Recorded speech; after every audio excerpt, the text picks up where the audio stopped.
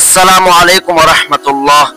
সম্মানিত প্রিয় দর্শকবিন্দু, আশা করি আপনারা সকলেই আল্লাহর অশেষ মেহেরবানি ও দয়ায় ভালো আছেন। সম্মানিত প্রিয় দর্শকবিন্দু, আমরা এর আগের ভিডিওতে বর্ণনা করেছিলাম হযরত ইউসুফ আলাইহিস সালাম ভাইদের কাছে আত্মপ্রকাশ করলেন এবং ইউসুফ আলাইহিস সালামের ভাইয়েরা ইউসুফ আলাইহিস সালামের কাছে মাফ চাইলেন। ইউসুফ আলাইহিস সালাম ভাইদেরকে মাফ করে দিলেন। ভাইদেরকে মাফ করে দেওয়ার পর ইউসুফ আলাইহিস সালাম তার ব্যবহৃত জামাটি বড় ভাই ইহুদার হাতে দিয়ে বললেন, ভাই, আপনি আমার এই জামাটি নিয়ে পিতার চেহারার উপর রেখে দেন, তাতে তিনি দৃষ্টিশক্তি ফিরে পাবেন। অতঃপর তাকে সহ তোমাদের সকলের পরিবার বর্গ নিয়ে মিশরে চলে এসো। একটি বর্ণনায় এসেছে, এই সময় ইহুদা বলেছিল, বড় ভাই হিসেবে পিতা সেদিন আমার হাতে তোমাকে সুপর্দ করেছিলেন, কিন্তু আমি ভাইদের চাপের মুখে তোমার জামায় মিথ্যে রক্ত মাখিয়ে পিতাকে দেখিয়েছিলাম। আজ আমি তার প্রায়শ্চিত্ত করতে চাই। তোমার এ জামাটি আমি স্বহস্তে পিতার মুখের উপর রাখব, এর বিনিময়ে তিনি যদি আমাকে ক্ষমা করে দেন। ইতিপূর্বে বলা হয়েছে যে এই বড় ভাই সেই সময় 3 দিন ধরে গোপনে ইউসুফ আলাইহিস সালামকে কুয়ায় দেখাশোনা করতেন। এরই পরামর্শে ভাইয়েরা তাকে হত্যা করেনি। বিনয়ামিনকে হারিয়ে মনের দুঃখে এই বড় ভাই মিশর থেকে আর কেনানে ফিরে যাননি। তাই আজকে ইউসুফকে ফিরে পাওয়ার সুসংবাদ এবং তার জামানে পিতার চেহারার উপর রাখার এ মহান দায়িত্ব পালনের অধিকার সম্ভবত তারই উপরই বর্তায়। অতঃপর ইউসুফ আলাইহিস সালামের জামা নিয়ে ভাইদের কাফেলা মিশর ত্যাগ করে কেনানের পথে রওনা হলো। ওদিকে আল্লাহর বিশেষ ব্যবস্থাপনায় প্রায় 250 মাইল দূরে ইয়াকুব আলাইহিস সালামের নিকটে উক্ত জামার গন্ধ পৌঁছে গেল।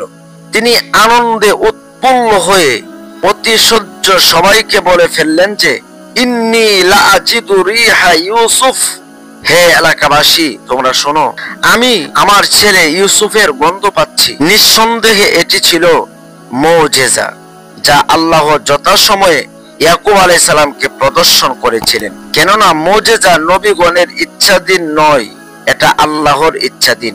তিনি সময় ও প্রয়োজন মাফিক নবীগণের মাধ্যমে তা প্রদর্শন করে থাকেন। যদি এটা নবীগণের ইচ্ছাধীন হতো, তাহলে বাড়ির অদূরে জঙ্গলের এক পরিত্যক্ত কুয়ায় ইউসুফ 3 দিন পরে রইলেন। তার রক্ত মাখা জামা পিতার কাছে দেওয়া হলো, তখন তো তিনি ইউসুফের খবর জানতে পারেননি। তাই নবীদের মুজিজা হোক বা দিনদার মুমিনদের কারামতি হোক, কোনটাই ব্যক্তির ইচ্ছাধীন নয়, বরং সম্পূর্ণরূপে আল্লাহর ইচ্ছাধীন। ইউসুফ আলাইহিস সালাম ভাইদের উপরে কোনরূপ প্রতিশোধ নিতে চাননি, বরং তিনি চেয়েছিলেন তাদের তওবা ও অনুতাপ। সেটি তিনি যথাযথভাবে পেয়েছিলেন। কেননা এই 10 ভাই ও নবী পুত্র এবং তাদের এই একজন লাভি এর বংশের অতুস্তন চতুর্থ পুরুষ হয়ে জন্ম নেন অন্যতম যোগশ্রেষ্ঠ নবী ও রাসূল হযরত মুসা আলাইহিস সালাম। মূলত ইয়াকুব আলাইহিস সালামের উক্ত 12 জন পুত্রের বংশধররা হিসেবে বনু ইসরাইলের 12টি গোত্র সৃষ্টি হয় এবং তাদের থেকে যুগে যুগে জন্মগ্রহণ করেন লক্ষাধিক নবী ও রাসূল, যাদের মধ্যে ছিলেন দাউদ আলাইহিস সালাম, সুলাইমান আলাইহিস সালামের মতো শক্তিধর রাষ্ট্রনায়ক, রাসূল ও নবী, এবং বনু ইসরাইলের সর্বশেষ রাসূল ঈসা আলাইহিস সালাম। অতএব বৈমাত্রীয় হিংসায় পদস্থলিত হলেও নবী রক্তের অন্যান্য গুণাবলী তাদের মধ্যে বিদ্যমান ছিল। ইউসুফ আলাইহিস সালাম তাই তাদেরকে ক্ষমা করে দিয়ে নিঃসন্দেহে বিরাট মুহূর্ত ও দূরদর্শিতার পরিচয় দিয়েছিলেন। পরবর্তীকালে অর্থাৎ এক ঘটনার প্রায় 2500 বছর পরে বনী ইসরাইলের একমাত্র সর্বশ্রেষ্ঠ এবং সর্বশেষ নবী বিশ্ব নবী মুহাম্মদুর রাসূলুল্লাহ সাল্লাল্লাহু আলাইহি ওয়াসাল্লাম 8ম হিজরিতে মক্কা বিজয়ের দিন তার দুশমনদেরকে অর্থাৎ মক্কার কাফেরদের প্রতি সাধারণ ক্ষমা ঘোষণা করেছিলেন। তিনিও সেই দিন ইউসুফ আলাইহিস সালামের এই ভাষায় বলেছিলেন, তোমাদের প্রতি আজ কোনো অভিযোগ আমার নেই, যাও, তোমরা মুক্ত। শুধু তাই নয়, কাফের নেতা আবু সুফিয়ানের গ্রহে যে ব্যক্তি আশ্রয় নেবে তাকেও তিনি ক্ষমা ঘোষণা করে বলেন, যে ব্যক্তি আবু সুফিয়ানের বাড়িতে আশ্রয় নেবে সে নিরাপদে থাকবে। তাতে ফল হয়েছিল এই যে যারা ছিল এতদিন তার রক্ত পিয়াসী তারাই হলো এখন তার দেহরক্ষী। মক্কা বিজয়ের মাত্র 19 দিন পরে হুনাইনের যুদ্ধে নৌ মুসলিম কুরাইশদের বীরত্বপূর্ণ ভূমিকা এবং 2 বছর পরে আবু বকরের খেলাফতকালে ইয়ারমুকের যুদ্ধে আবু সুফিয়ানের ও তার পুত্র ইয়াজিদের এবং আবু জাহেলের পুত্র ইকরামার কালো জয়ী ভূমিকা ইতিহাসে অমর হয়ে আছে। তাই বিদ্বেষী সৎ ভাইদের ক্ষমা করে দিয়ে ইউসুফ আলাইহিস সালাম নবী সুলভ মহা অনুভবতা এবং রাষ্ট্রনায়কোচিত দূরদর্শিতার পরিচয় দিয়ে ইতিহাসে অমর হয়ে আছেন।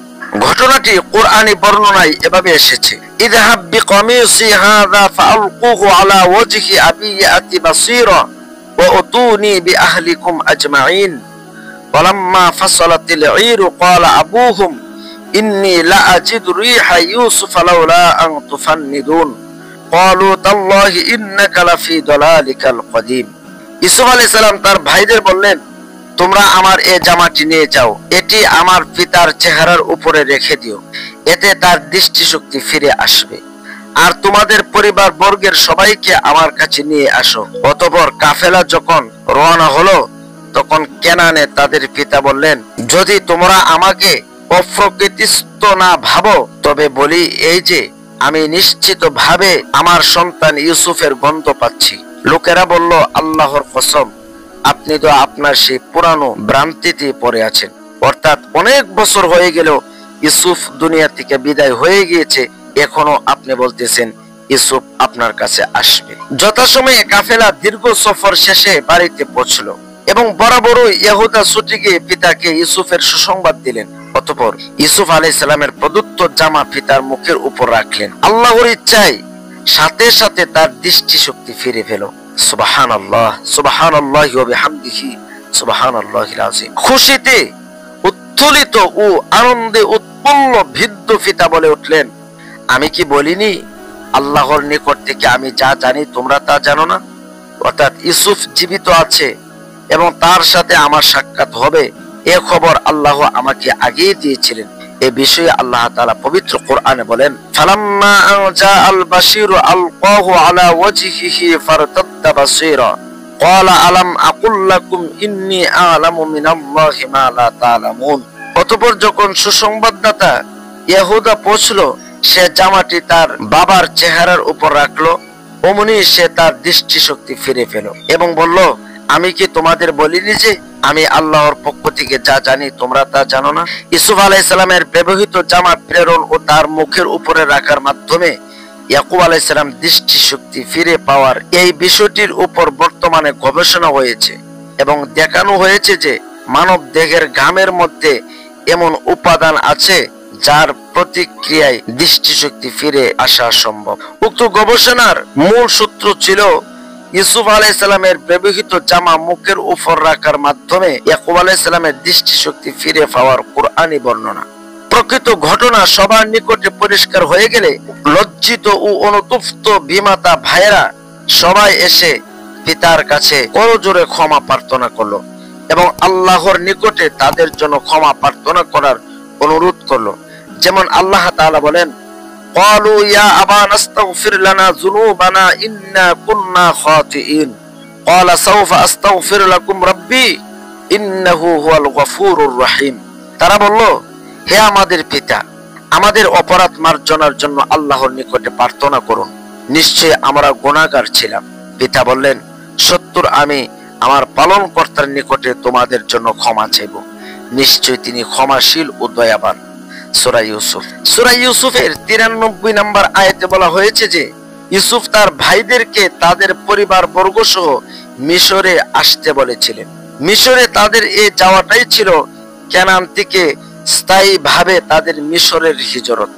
আরবের ইহুদিরা রাসূলুল্লাহ সাল্লাল্লাহু আলাইহি সাল্লামকে প্রশ্ন করেছিল, ইয়াকুব পরিবারের মিশর হিজরতের কারণ কি? তার জবাব এটাই যে ইউসুফের আহ্বানে ইয়াকুব আলাইহিস সালাম পরিবারের স্থায়ীভাবে মিশরে হিজরত করেছিল এবং প্রায় 400 বছর পরে সেখানে মুসা আলাইহিস সালামের আবির্ভাবকালে তাদের সংখ্যা ছিল মিশরের মোট জনসংখ্যার 10 হতে 20% মতো।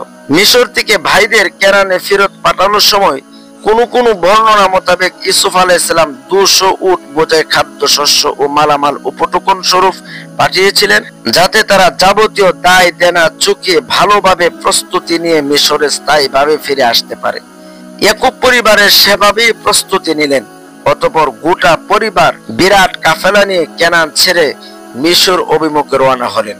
এই সময় তাদের সংখ্যা নারী পুরুষ সব মিলিয়ে 70 জন অথবা তার অধিক ছিল বলে বিভিন্ন রিওয়ায়েতে বর্ণিত হয়েছে। অপরদিকে মিশর পৌঁছার সময় নিকটবর্তী হলে ইউসুফ আলাইহিস সালাম ও নগরীর গণ্যমান্য ব্যক্তিবর্গ তাদের অভ্যর্থনার জন্য বিশাল আয়োজন করেন।